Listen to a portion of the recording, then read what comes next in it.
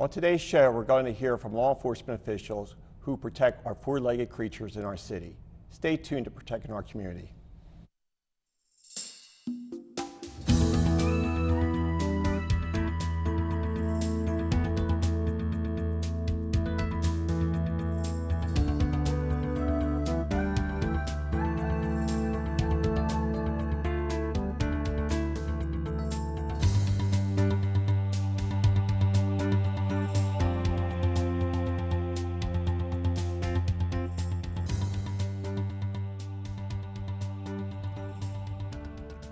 Hello, and welcome to Protecting Our Community. I'm your host, Brian Quill.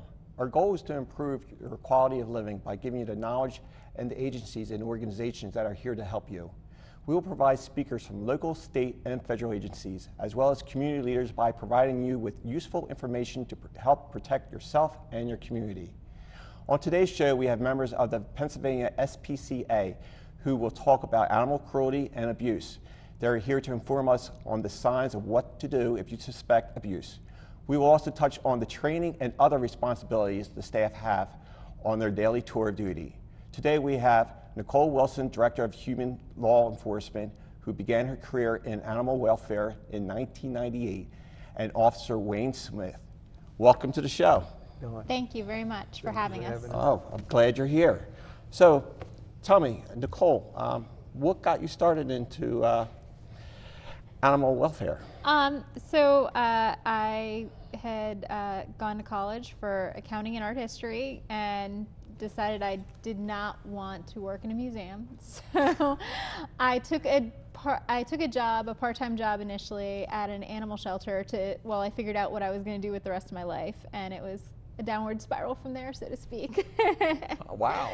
Yeah, 20 years later, and still working in shelters and loving the job.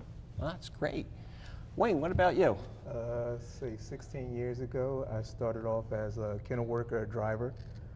Pretty much my job consisted of saving cats out of trees, ducks in sewers, bats in your kitchen. Okay. Went from there and later on became a Humane officer after learning the job. Okay, great. So Nicole, can you tell us the responsibilities of the Pennsylvania SPCA? So the shelter has a couple of different avenues that it works in.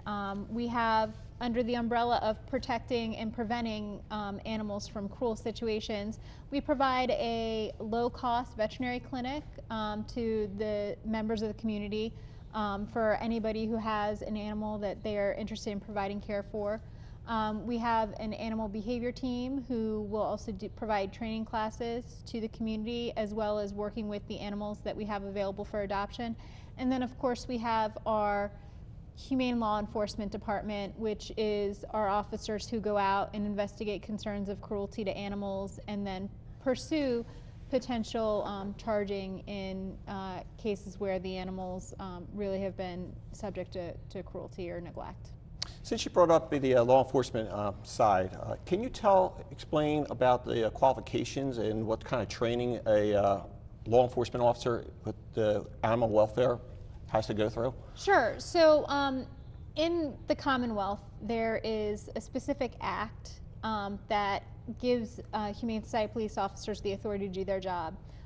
That act requires a certain amount of training, both on the legal aspects relating to animal cruelty and criminal prosecutions, as well as the agricultural side and animal welfare side of it, knowing what is normal agricultural processes, as well as knowing what is a normal condition for an animal versus what is an animal in need of either food or veterinary care, or what is appropriate shelter.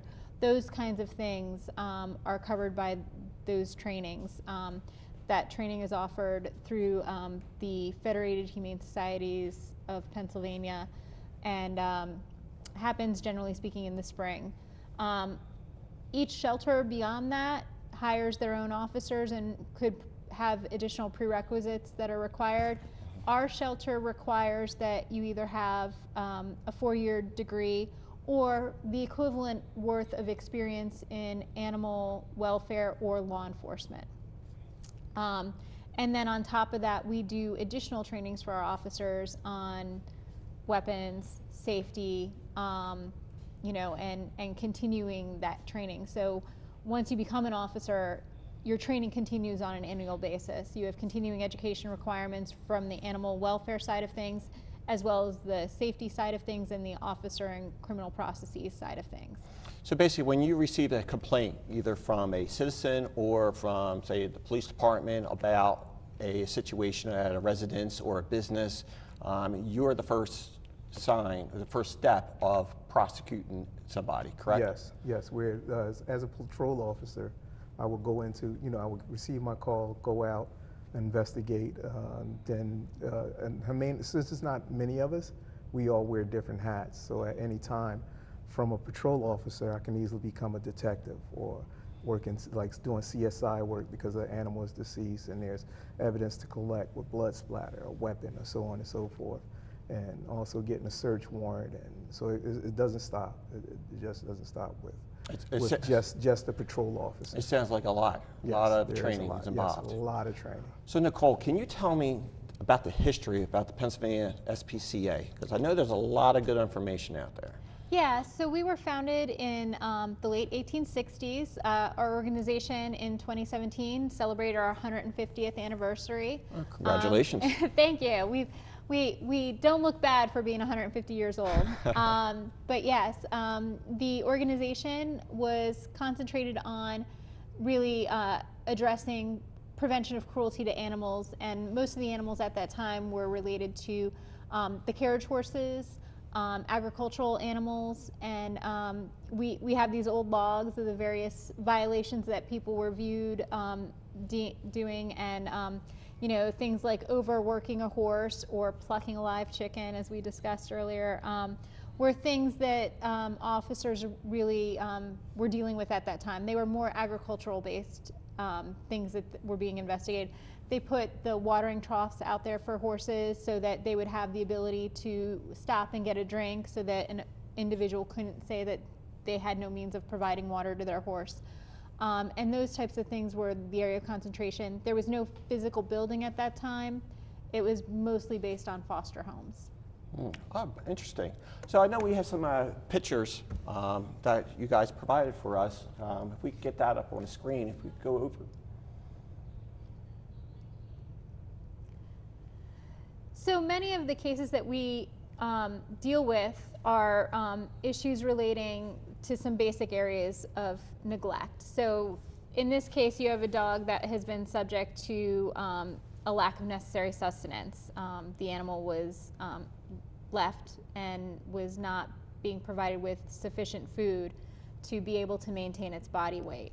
You know, a lot of what we do involves education and providing owners with the opportunity to do better, learn better, and make improvements to keep their animals. But when you have a case that's as dramatic as the dog that you just saw, those cases are really when our officers step in and remove the animal from this situation to be able to provide it with better care. And really, Officer Smith can talk about some additional issues. So what do we have here? So this is somebody was using a child's bin for water, and it clearly has been neglected in having it rinsed out and cleaned on a regular basis, and providing fresh water. And so in this instance, the owner needed education on, you know, providing potable water to the animals that were in their care. Yes, clear, fresh water. And a lot of times, just having a bowl full of frozen water is not potable water. If Correct. It's frozen, the dog can't access it. So we try to put make the public aware, of animal owners aware, that if you have a dog, you need certain things to maintain it. You can't just put it in the backyard and just think it's going to fend for itself. So I always tell people, like on the side of our truck, it says help is on the way. It doesn't say here we come to take your animal. So saying that, a lot of it, like Director Nicole said, is A lot of it is education, a whole lot of education, just because you see a lot of cases where stuff was passed on. How you get rid of fleas, you pour turpentine on a dog, or you pour motor oil on a dog to get rid of mange. And that's like stuff that they used to do back in the day. Okay. And there's a lot of lack of education, so when we go in, we try to explain to the people that that's not. The dog has to see a vet. If your skin is acting funny, you're going to go to the doctor and say, so why not take your dog to the doctor and say. Now, what about the wintertime? It's freezing cold out Yes, there. that Is comes that under cruelty? Yes, it is, with the lack of shelter. So in this case, you can see that somebody was trying to provide a level of shelter to their dog, but the key about a proper shelter is using the dog's body temperature to maintain the heat in the area where the animal is. And this shelter would not be able to do that. You have to have a shelter that is big enough for the dog to stand up, turn around, lay down in, but not so large that the heat will just escape out to the outside. So you want it to be really a slightly offset entrance to provide a windbreak, and then temperatures, make sure that the inside of the doghouse is actually going to maintain the dog's body heat. And there is in a city ordinance that provides for animals during times of code blue, which will actually direct owners to bring the animal inside if the shelter outdoors is not sufficient for that animal. And under state law, which is what we enforce, if a dog is tethered, they're actually not permitted to be out on a tether in temperatures below 32 degrees for longer than an hour. Okay. Well, do we have any more slides that we could show about animals who are Yeah, in this for case, abuse? we have a cat that was in need of veterinary care that the owner did not provide that care for, and so in this instance, we did take the cat in, and this kitty had to actually have the one eye removed, but is doing great now and is really improving a lot and is doing much better. And this is our special dog Brownie that was supposed to be with us today, but unfortunately she couldn't make it. Brownie was a case where she was found on the street corner in very bad shape. She had had some seriously infected wounds that were not treated, and you can't see it in this photo, but she was also emaciated. And as a result of the neglect and abuse she suffered, she actually ended up losing that right ear. Horrible. And so, but the good news on that front is Brownie is doing amazing now. That's and great. Is in the shelter awaiting someone to come in and adopt her and provide her the loving care that she did not previously receive. And the good news is, although that she was just abandoned on that corner, we did receive information, and we're going to be pursuing charges against the person who actually was responsible for that. That's good to hear. I'm glad you were able to find the person who is responsible for that. I would like to play a video on how everyone's effort from donors, volunteers, vets, and law enforcement work together to save these animals.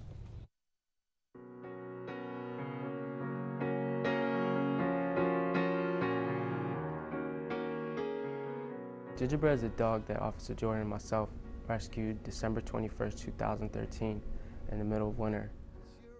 Officer Martinez had called me. He was at a location that he'd been called to for cats that had been abandoned and possibly dogs that had also been abandoned. When we entered the property, we saw cats running inside the property, so it took us a little while for us to secure the cats in carriers. There was cat feces everywhere, and being it was December, the apartment was ice cold.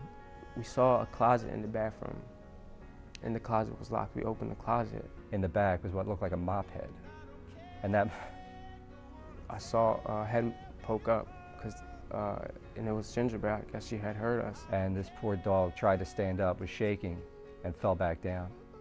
And that's when we realized there might be a second dog also there next to that dog. We also observed a deceased dog. She was laying on the top of her brother or sister. They were the same breed. She She was laying on top of her the whole time, but that dog couldn't make it. When I saw Gingerbread for the first time, I didn't think she was going to be alive. I didn't think there was any hope for Gingerbread living. When Gingerbread came in, she was in shock.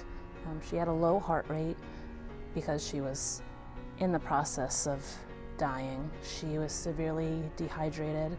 She was emaciated. She was severely matted and covered in urine and feces. And because she was still so critical at midnight, she went home with me, and then once spending the night, she kind of stuck around.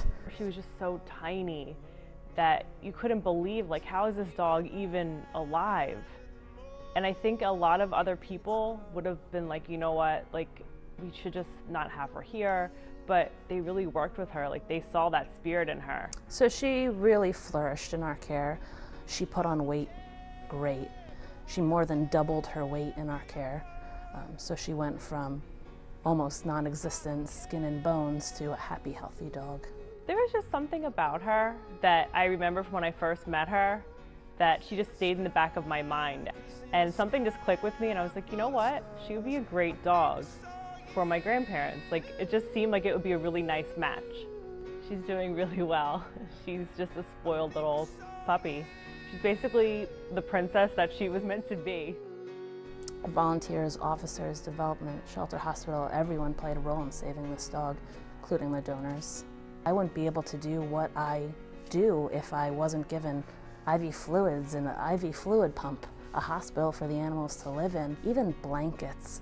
All of those are brought to us by our donors. They're the people that give us everything that we need. And just to know that she lived and that she got adopted, this was all around a miracle case for her.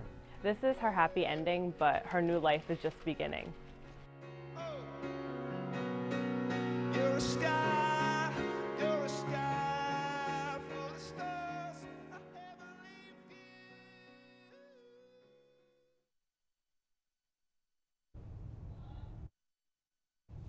Well, I'm glad Gingerbread now has a good home, and I'm glad the SPCA was there to rescue him. Can you tell us about some of the other cruelty cases? I know there was a strange one recently, Yes. and it involves with a couple hundred chicks. Thousands. Thousands? Oh, please explain. Yeah, so we received a call for a large amount of chicks at a location. Went out to that location, there was a lot there, and on that lot, it was just a carpet of baby chicks.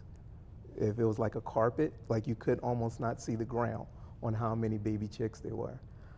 Later, the gentleman that purchased the chicks and placed them on that lot came to that location. I interviewed him, and supposedly he had got some information off the internet saying, that said it was okay for him to take over an empty lot and raise chicks on there to later sell, which there is no law. It's against the law in Philadelphia. I mean, there is ordinances on farm animals, but you just can't take over a lot and just raise baby chicks or raise chicks to a full-grown fowl. So he wound up signing the birds over to us, but after we did the count, there was a total of 1,135 chicks. Plus, I guarantee you the count was off. So let me ask you this. What does one do with over 1,000 chicks? Well, since we are a humane society, we want to find a home for these chicks where they're not going to be eaten. That's the first thing. That job was a little difficult because these birds that he purchased are bought for meat. Okay. So with the help of our special veterinarian staff and other people at the shelter that realized that if these birds get exercise and you lower the amount of feed that you give them, they could be normal hens that could be placed into homes where they won't be eaten. So last I checked with someone, I think we had like low count in the 50s. So we're down to 37, Ooh, and on look at Saturday we have our final placement. So Okay. on Saturday we will be placing the remainder of those chicks, which will mean that we have found homes for all of them. Yes. That there was a small number, about half a dozen that had to be euthanized as soon as we accepted them due to their medical conditions and everything. Okay. But we had found placements for over, I think the original count was off a little bit. I think we added a couple hundred to that count. So it was about 1,300 chicks that we ended up finding placements for and sending off to rescue partners even across state lines. We worked with people in New York. A person came as far as Colorado to Yeah. pull chicks from us. Yeah. So it was a real team effort from our staff internally and working with rescue partners to find placements for all of them. Okay, great. I'm glad to hear. I understand you had another unusual or sad situation with a dog. A dog was stabbed recently. Yes, so we had a case that involved a dog that had been found outside a train station. It was across the street, catty corner to one of the train stations in Philadelphia. The dog had multiple stab wounds. And so we did investigate the case. We were hoping that we could find some video or other footage potentially that would lead us to a suspect. We even offered a reward, and unfortunately nobody has come forward. And it highlights an important piece of the work we do. A lot of the work we do in conjunction with the community to get information, to provide us clues and help in solving these crimes. And in this situation, I mean, we know somebody had to recognize this dog, but unfortunately nobody Sure. came forward to provide us that information to help us follow the thread to find the owner or the responsible party in this case. So when I was doing some little investigation, I think the award was around $17,000. Yeah. Or $1,700. $1,700, $1,700. Yeah. So if anybody knows anything out there, they should contact SPCA on that. Absolutely. And I mean, it really highlights the important piece and role that the community plays in what we do. Because again, in these situations, a majority of our calls come through our tip line and contacting us to tell us about concerns of cruelty to animals. We respond to those, and we really have asked that people call our hotline at 866-601-7722. You know, there's messages can be left 24 hours a day. You don't have to leave your contact information if you choose not to. Just letting us know about situations involving cruelty to animals is very important, and really is part of a cooperation between the SPCA and the community. Yes. So let me ask you this about animal hoarding. I know there's some issues, but sometimes maybe people will think maybe having maybe 3 dogs is animal hoarding. And then there was an incident recently, I believe it was in Philadelphia section of Mayfair, that you had an abundance of cats living in a residence. Yes. So we oftentimes get hoarding conditions in the city. It's amazing, no matter, whenever you go to a hoarding house or a situation where there are lots of animals, when you ask them, how many animals do you have? They all know the number. They're all like, 12. Yes. Because that is the legal limit to the number of animals you're allowed to own in the city of Philadelphia. So even if there are 1,200 animals inside that property, they're like, 12. We have 12 cats. And, you know, our most recent case in the Northeast section involved, I think the number ended up being in the 30s of cats, but there have been cases that we've had, you know, hundreds of animals in a single house. We cover a total of 22 other counties besides Philadelphia. And It's a lot of area. it's a lot of space. We have 9 officers doing it. So it's a lot of work. Just the week before that, we had pulled 119 cats out of one house. A couple years ago, in the city of Philadelphia, we pulled 99 chihuahuas and 7 cats out of a row home in South Philly.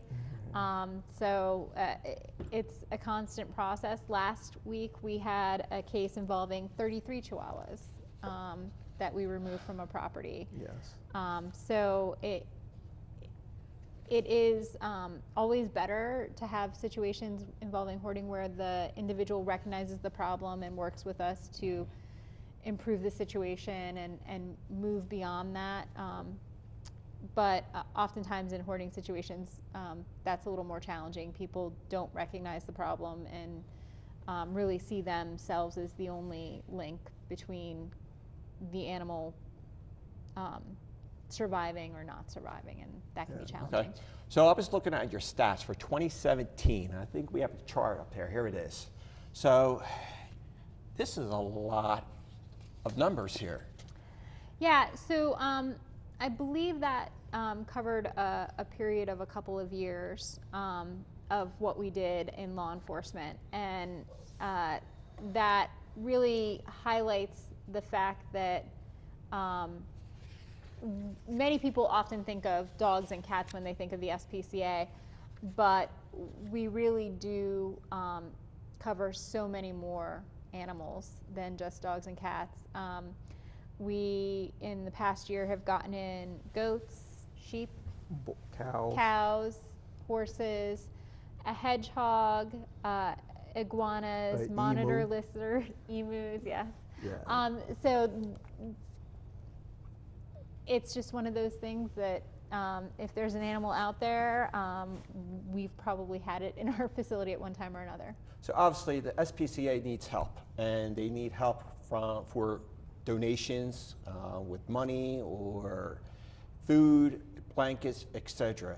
I understand you had an officer who was with the SPCA who passed away not too long ago. It was due to cancer. Yes. Can you explain that fund for that? Yes. George Bangle was our director, and I worked with George for a number of years, even prior to coming on to the Pennsylvania SPCA. And he was, he had served in Vietnam. He was a Philadelphia police officer as well, and he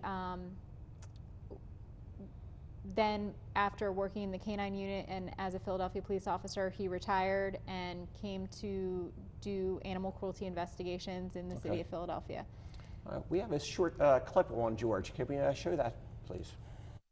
I try to do this job just one rescue at a time, one case at a time, one search warrant at a time. I've been blessed to have a law enforcement department that I have. This is not about coming in and getting a paycheck every week to these guys. It's about doing this work, about getting the animals out of a bad situation out here. You know, I don't have that much longer, and what I want to see is I want to see this work continued. People have to realize that, this is a nonprofit, and if they want to see this work go on, then they got to support this to carry this mission on.